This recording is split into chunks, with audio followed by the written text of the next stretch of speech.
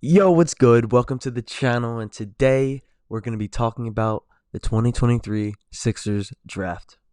So basically, we did not do a single thing during the draft. Daryl Morey was sleeping on the job.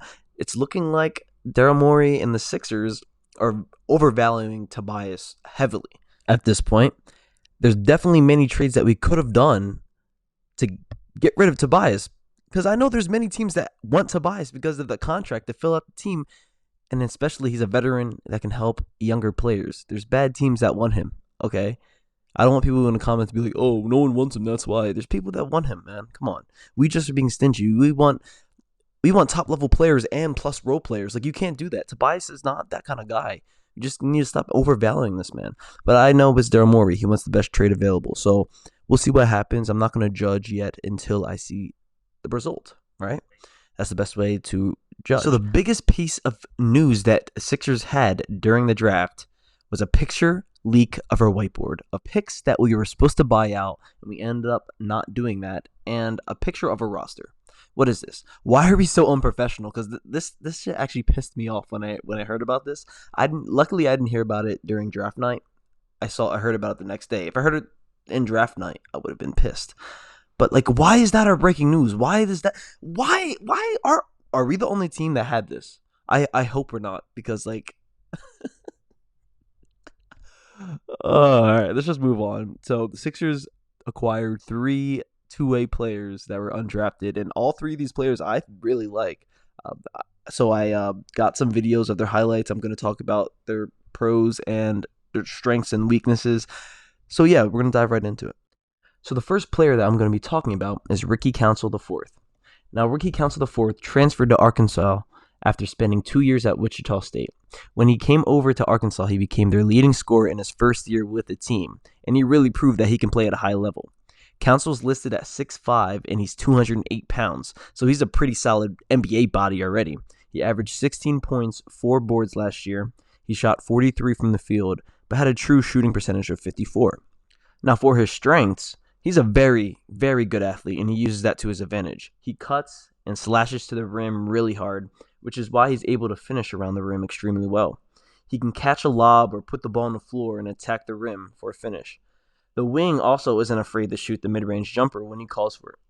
Council can also be a pretty good defender when he's locked in, and for him to get NBA minutes, he's going to need to excel defensively. Now, for a wing, he only shot 27% from deep last year, which is concerning. He can improve, but the likelihood of him shooting in the high 30s doesn't seem likely. He shoots well around the rim, so maybe with some work he can become a more consistent scorer, but he would also need more training and more experience in the court, because he tends to be a little bit careless with the ball sometimes, which can be problematic, especially in the clutch. So here's his stats. I talked about his points per game earlier, but the things that are negative about his stats, I would say, is the turnovers per game. He's a wing with 2 turnovers. That's not great.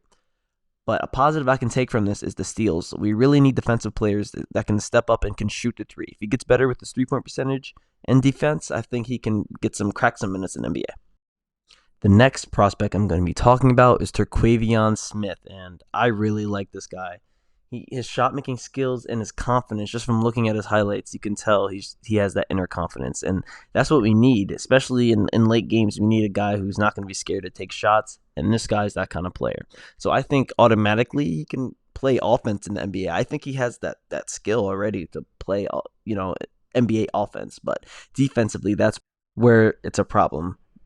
Basically because of his size, he's 6'4", and he's 164 pounds, and that is very slim. So he needs to just bulk up some muscle. It doesn't even have to be a big bulk up. It can just be a nice 5 to 10 pounds of muscle.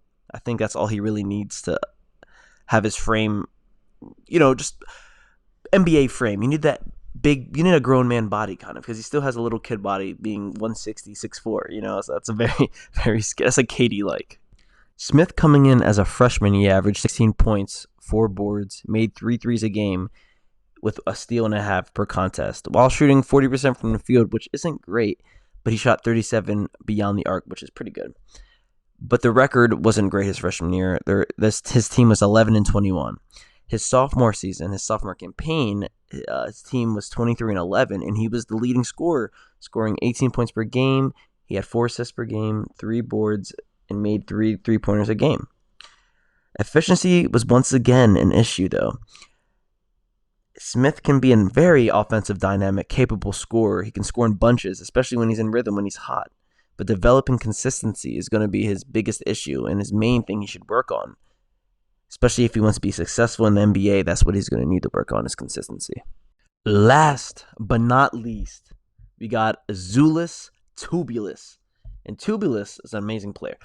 He was the best player on Arizona's team last year and one of the best players in the Pac-12. He averaged 20 points per game, 9 rebounds per game, and he shot 57% from the field and 31% from deep last year. He's going to need to get that percentage up from deep, but you can see the potential of a pick and pop big at the next level. After Combine, he measured at 6'8" without shoes instead of 6'11", which he was listed at.